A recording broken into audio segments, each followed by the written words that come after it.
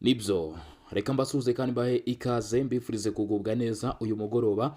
Tugarutse muri studio tugiye kureba amakuru y'ingenzi yihutirwa cyane agezweho ari guturuka mu burasirazuba bwa Repubulika Demokarasi ya Kongo mu ntara ya Kivu y'Amajyaruguru muri teritwari ya Masisi. Ibisasu bikomeye cyane byongeye kumvikana muri teritwari ya Masisi mu gace ka Rubaya nyuma yuko hagaragaye n'inkongi y'umuriro muri kano gace kagenzurwa n'abarwanyi ba AFC M23. Naho mu nkengero z'aka gace ibikoresho ndetse byinshi cyane by'abarwanyi byafatiwe muri ambush ikomeye cyane yatezwe bano barwanyi, binavugwa ko bashobora kuba bagize uruhare mu bateye ibisaso muri kano gace ko muri teritware ya Masisi. Andi makuru y'ingenzi arimo kutugeraho kugeza kuri uyu mugoroba, ibice bigiye bitandukanye bikomeje kuzenguruka, aho binatangazwa neza yuko abarwanyi ba M23 barimo kugorwa ku buryo budasanzwe gukora ibikorwa by'ubucukuzi bw'amabuye y'agaciro basanzwe bakora muri tuno duce, ndetse bikaba bivugwa neza ko mu minsi iri imbere ibikorwa bishobora kuba byahagarikwa biturutse ku ngabo z'igisirikare cya leta ya Repubulika Demokarasi ya Kongo bamaze kwegera mu by'ukuri bino bice nk'uko birimo kugenda bitangazwa. Kuri ubu biravugwa ko gusohora amabuye y'agaciro muri Rubaya byabaye ingorabahizi cyangwa se ingume, kubera yuko uruhande rwa leta y'i Kinshasa bashyizeho ingamba. Ni mu gihe amakuru yemeza neza ko vuba bidatinze mu by'ukuri ibi bice biraza kuba biri mu bugenzuzi bwa Leta Zunze Ubumwe za Amerika, nyuma yuko zimwe mu ntumwa zikomeye cyane za kino gihugu zirimo kubarizwa muri Repubulika Demokarasi ya Kongo mu kugenzura ndetse no gukurikirana neza ibikorwa by'amabuye y'agaciro nk'uko birushaho kugenda bitangazwa. AFC 23 yasohoye raporo y'amapaje 6 yashyizweho umukono na Bertrand Bisimwa. Turareba byinshi biri muri iyi nyandiko, akantu ku kandi unyemerere tubive imuzi n'umuzingo turebe mu by'ukuri iyi nyandiko y'amapaje agera kuri 6 bongeye gushyira ahabona. Bavuze yuko barimo gukritika kuri raporo iherutse gushyirwa hanze na Human Rights Watch, yavugaga ko yari yahawe izina rivuga yuko ngo urupfu ruri hose hano muri Repubulika Demokarasi ya Kongo, ngo kugaragaza yuko izi nyeshyamba zikomeje gukora ibikorwa mu by'ukuri navuga ko ari iby'ubugizi bwa nabi kandi byibasira abaturage rero mu myanya igiye itandukanye. Turareba iyi nyandiko y'abarwanyi ba AFC 23 imaze gushyirwa ku karubanda mu by'ukuri na Lawrence Kanyuka, umuvugizi wa M23. Reka nkubwire yuko rero kuri ubu ngubu inkuru imaze kuba kimomo muri teritwari ya Masisi mu gace ka Rubaya. Kuri uyu wa kabiri tariki 16 hongeye kuvugwa amakuru adasanzwe nk'uko birimo kugarukwaho. Biremezwa neza ko kuva amasaha ya mu gitondo hari ibisasu byumvikanye amasaha makeya, cyangwa se twavuga ko ari iminota mikeya. Ibi bisasu rero bikaba bivuga ko byaturitse ndetse bijyana n'inkongi y'umuriro yadutse muri kano gace nk'uko birimo gutangazwa cyangwa se bikomeje kugarukwaho.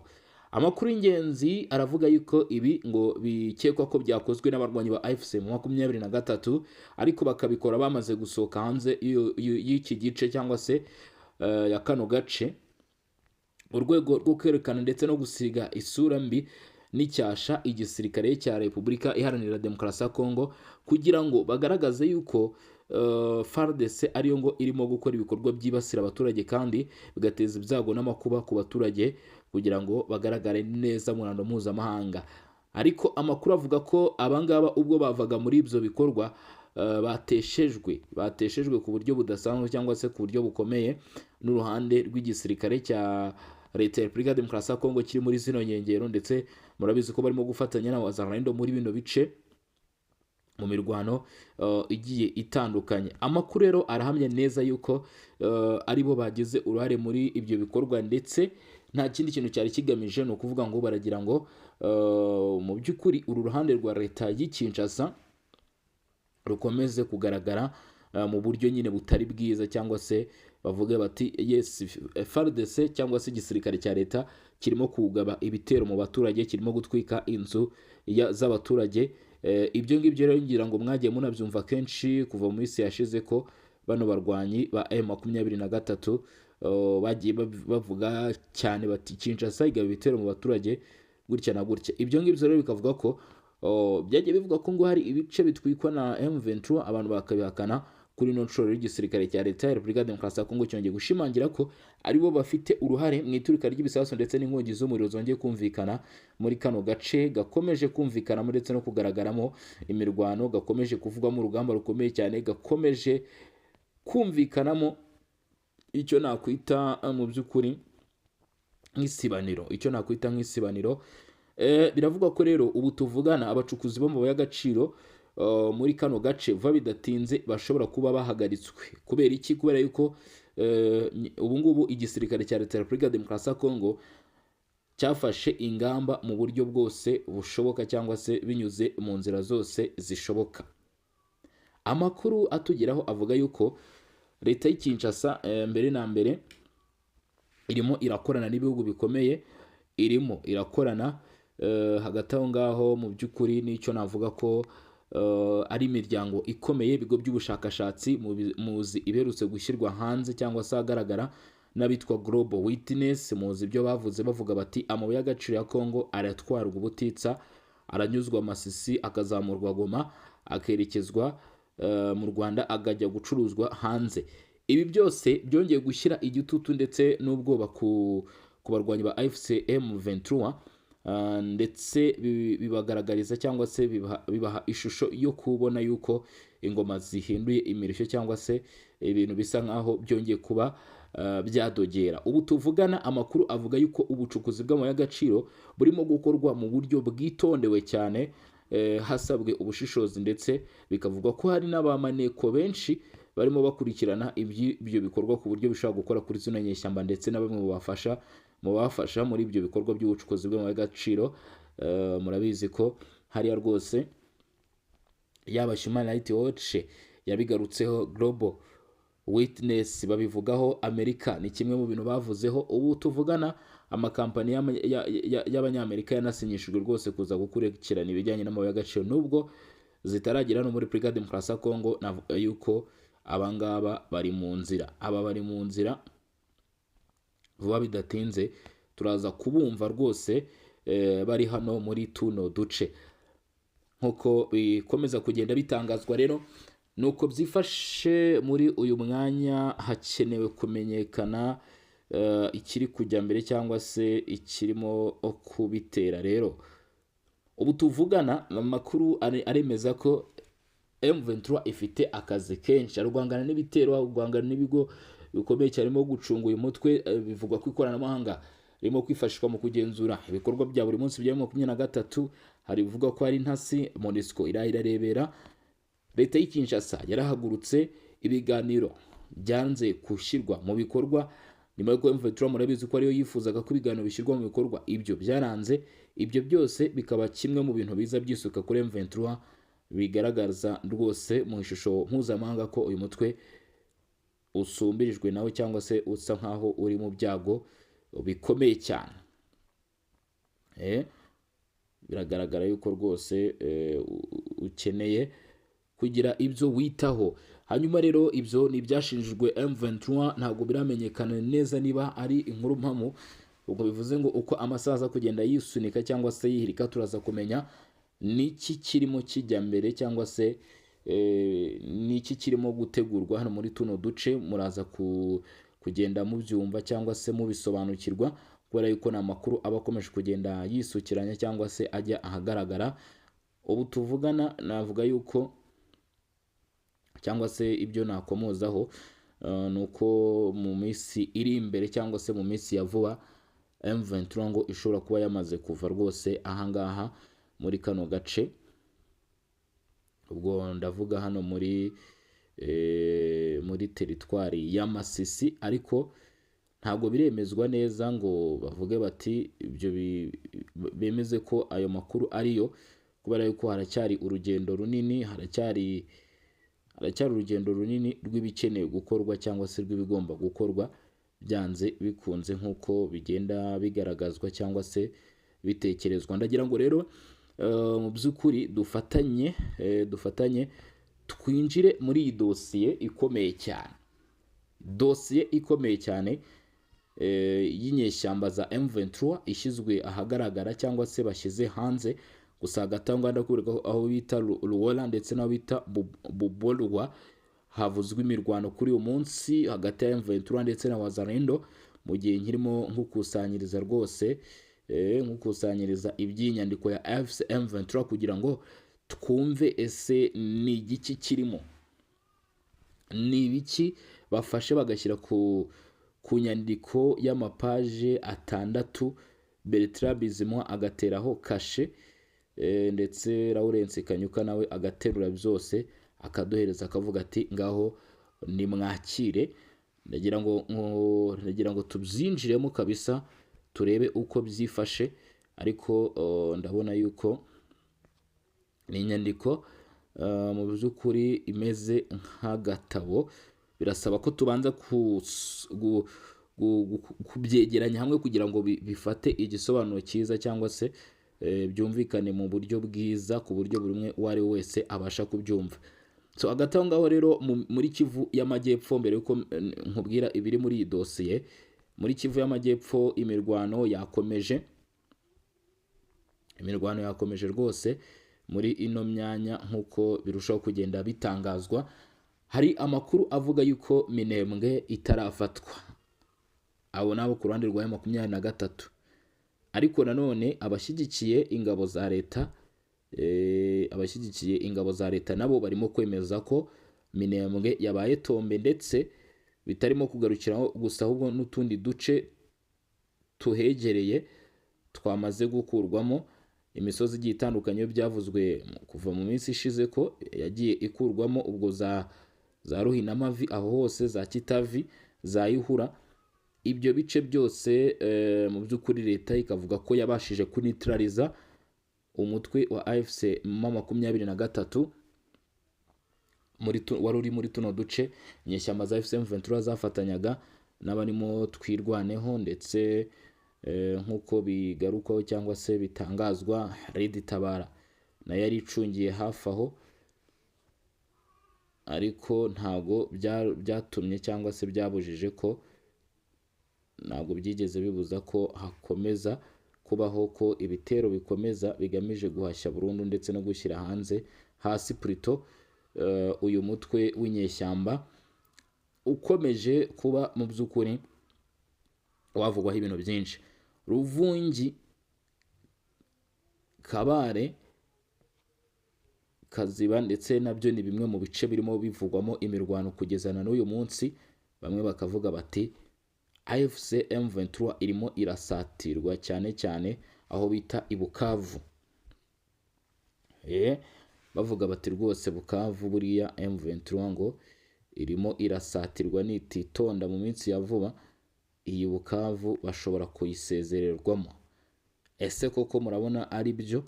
M23 ishobora kwirukanwa Bukavu, cyangwa mu by'ukuri ni amagambo, ariko byagiye binurwanurwa bikavuga ko guhera muri teritwari ya Karehe, imwe muri teritwari kugeza uyu munsi nayo icyumvikanamo imirwano, gukubitira ahaza Warungu, ahaza Kabare, bakavuga bati ni ibintu nyine birushaho kugenda bigaragara cyangwa se bigenda bivugwa kenshi. Ndimo ndagira ngo mu by'ukuri iyi nyandiko tuyishyire mu buryo mu by'ukuri bw'ingingo, cyangwa se tubanze tuyumve mu buryo bworoshye ku buryo bitari buze kubagora, bitari ibintu byo kubasomera ngo mbabwire ngo kuva ku murongo wa mbere kugeza kuri uyu havuzwemo ibi, kuko harimo ingingo nyinshi izi nyeshyamba zagerageje gutanga. Nyine urumva umuntu wiregura ashaka kugaragaza yuko ari umwere, ubwo nyine ndavuga M23 kuko nibo bashyize hanze inyandiko, ntabwo bishobora kuba byabura ko bari buvuge byinshi. Ni inyandiko rero bavuga ko mu by'ukuri yagiye hanze, kandi ibikubiyemo ngo byashyizwe hanze byashyizwe hanze tariki 13 z'uku kwezi. Uyu munsi turi ku itariki zingahe? Uyu munsi turi ku itariki 16. Urumva hashize iminsi 3 AFC 23 nibwo ishyize hanze aya makuru.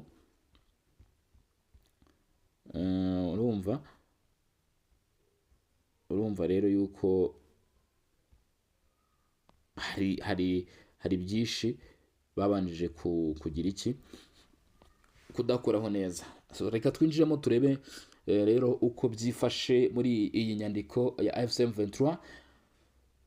Ni itangazo rero rya AFC M23 risubiza raporo ya Human Rights Watch yiswe Death Was Everywhere yasohotse ku itariki 10 Kamena 2026. Kera kabaye AFC M23 iridekaraye ije kwisobanura rero. Ihuriro Alliance Fleuve Congo Mouvement du 23 Mars AFC M23 ryatangaje ko ryasomye raporo ya Human Rights Watch irishinja ibikorwa bikomeye byo guhonyora uburenganzira bwa muntu mu bice rigenzura mu burasirazuba bwa Repubulika Demokarasi ya Congo. FARDC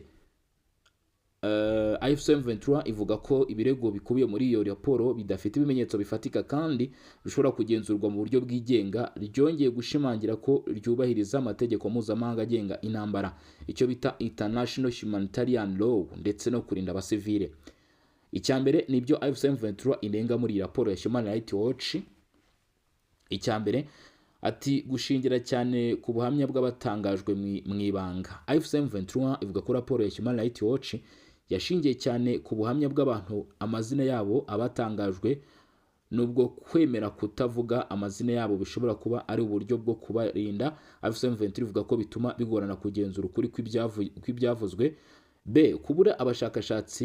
Kubura ubushakashatsi bwakorewe aho ibyaha bivugwa byabereye. Uyu mutwe uvuga ko abakoze iperereza batabashije kugera igihe kirekire ahantu havugwa muri raporo nka Rumangabo, Cyanzu n'ahandi hafungirwa abantu, bityo ngo ibyo batangaje byashingiye ku makuru bahawe n'abandi no ku mashusho yafatiwe kure, aho kudashingira ku bimenyetso byakusanyijwe aho ibyaha byabereye. Hari intege nke z'amashusho ya satellite. AFC M23 ivuga ko nubwo raporo igaragaza ahantu hashobora kuba hari imva rusange, Human Rights Watch ubwayo yemera ko ayo mashusho adashobora kwemeza neza koko ari imva kumenya abashyinguwe cyangwa se ababa barabishe. Hari kwirengagiza imiterere y'intambara iri muri Repubulika Demokarasi ya Congo. AFC M23 ivuga ko mu burasirazuba bwa Congo hakorera imitwe n'ingabo nyinshi zirimo FARDC, Wazalendo, FDN n'ingabo z'u Burundi, abacanshuro n'indi mitwe yitwaje intwaro, bityo ngo ntibikwiye gushinja AFC M23 ibikorwa runaka hadakozwe iperereza ryimbitse rigaragaza neza ababikoze n'uburyo bifitanye isano n'ubuyobozi bw'uyu mutwe. Icya kabiri ni ibisobanuro bya AFC M23 ku birego bashinjwa. Barisobanura gute rero nyuma yo kuvuga ibyo banenga?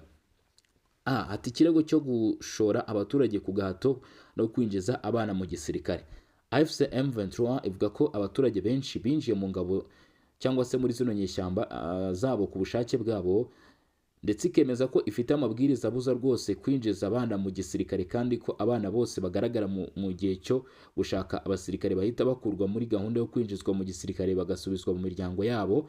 Uyu mutwe uvuga kandi ko ufatanya n'imiryango irengera abana mu gusubiza mu buzima busanzwe abana bakoreshwaga n'indi mitwe yitwaje intwaro cyangwa ingabo za leta. Ikirego cyo gufunga abantu, kubica urubozo ndetse no kubafata nabi. AFC M23 ivuga ko nyuma yo gufata Goma ndetse na Bukavu yafashe imfungwa z'intambara zirimo abasirikare ba FARDC, FDL, Wazalendo, ingabo za SADC ndetse n'abacanshuro b'abanyaburayi. Uyu mutwe uvuga ko abo bose bafashwe mu buryo bwubahiriza uburenganzira bwabo, kandi benshi bakaba bararekuwe mu byiciro bitandukanye hagati ya Mutarama ndetse na Gicurasi, nk'uko bigarukaho Gicurasi 2025 nk'uko bikubiye muri iyi nyandiko. Byinshi rero mu bivugirwa muri iyi raporo cyangwa se muri bino birego ntago AFC M23 ibyemera. AFC M23 ishimangira ko abagifunze bafashwe neza kandi ko yiteguye kubarekura, ariko ikavuga ko ubutegetsi bwa Kinshasa butagaragaza ubushake bwo kubakira. Hari ikirego cyo kwica abaturage ndetse no gushyingura abantu mu mva rusange. AFC M23 ivuga ko ibirego byerekeye ubwicanyi bw'imbaga n'imva rusange muri Rumangabo ndetse na Cyanzu bikomeye cyane, ariko bidafite ibimenyetso bifatika. uyu mutwe usobanura ko Human Rights Watch ubwayo yemeye ko itashoboye kwemeza umubare nyawo w'abapfuye cyangwa se kuba koko hari imva rusange muri ibyo bice.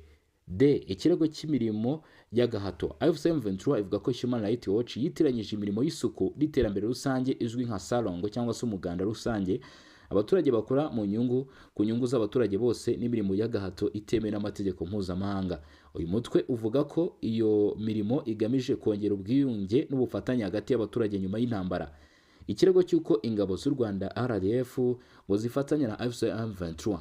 AFC M23 ihakana ko ari abasirikare cyangwa se abarimu baturuka mu ngabo z'u Rwanda bahugura abarwanyi bayo ku bijyanye n'uko muri za kampu havugwa Icyongereza, Igiswahili n'Ikinyarwanda. AFC M23 ivuga ko ibyo ari indimi zisanzwe zikoreshwa n'abarwanyi bayo cyane cyane ko bamwe babaye impunzi mu bihugu bitandukanye kandi ko Ikinyarwanda ari ururimi ruvugwa cyane muri Rucuru. Uyu mutwe ushinja Human Rights Watch gufata abanyekongo bavuga Ikinyarwanda nk'abanyarwanda, ibintu uvuga ko bishobora guteza ivangura ndetse no gukomeza amakimbirane. Umwanzuro AFC M23 isoza ivuga ko raporo ya Human Rights Watch ibogamye kandi ishyigikira ibyo yita imyumvire ya leta ya Kinshasa. Uyu mutwe usaba ko hakorwa iperereza ryigenga ritabogamye kandi rigakorwa mu buryo bwuzuye ku byaha byose by'uburenganzira bwa muntu bikomeje kuvugwa hirya no hino, haba ku mitwe yitwaje intwaro ku nzego za leta. AFC M23 yongeye gutangaza ko ishyigikiye ibiganiro by'amahoro biri gukorwa kandi ko yiteguye gutanga umusanzu mu gushaka igisubizo kirambye cy'amakimbirane amaze igihe mu burasirazuba bwa Kongo ndetse no mu karere k'ibiyaga bigari.